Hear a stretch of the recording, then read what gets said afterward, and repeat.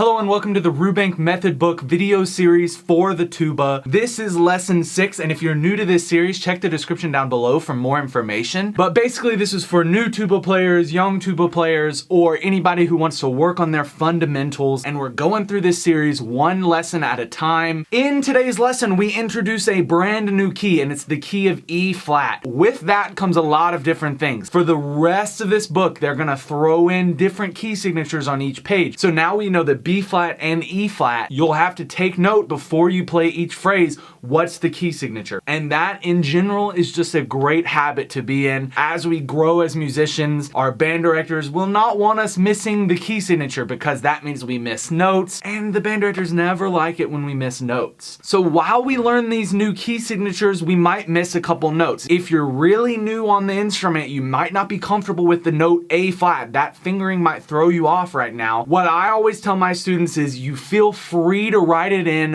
when you feel like it's necessary. I know there are teachers out there that think you shouldn't be writing on your page, but in my philosophy, all of the best musicians, and we're talking pro level musicians, the one who play in the big orchestras, they will write all over their page what they need to know. Yours might be as simple as circling the key signature or writing the fingerings underneath a note you consistently miss. But to me, that's just as needed as this level as it is for the pros to write what they write on their sheets. So that's basically all that I'm gonna say on this one. We're gonna play through this, make sure you get this new key signature, and if you do happen to miss a note, that is the beauty of playing along with me. You should be able to hear, oh, it sounds so different than what he's playing, I must be missing a note. That is just a great habit to have, a great skill to develop, being able to hear when you miss a note next to somebody else. Because when you're in a band setting, you don't wanna be the one that sticks out and is playing the wrong stuff and you don't even realize it. And I know you might be thinking, I would never do that. But trust me, there are people like that. So let's just jump right into this. The key of E flat will be at 92 beats per minute for this page.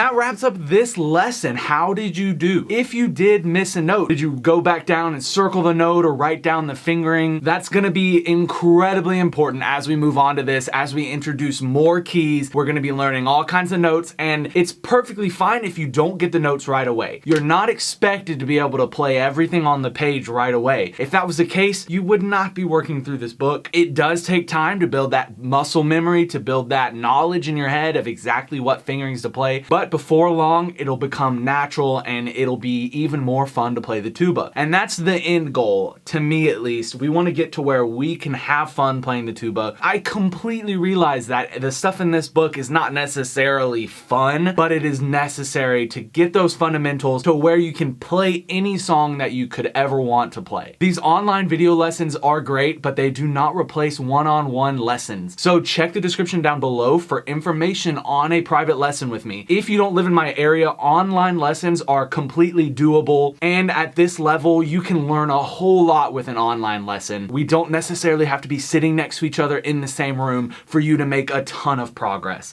So check the description down below for that. That wraps up this video, guys. I hope you learned something. Go make life musical, and I'll see you next week.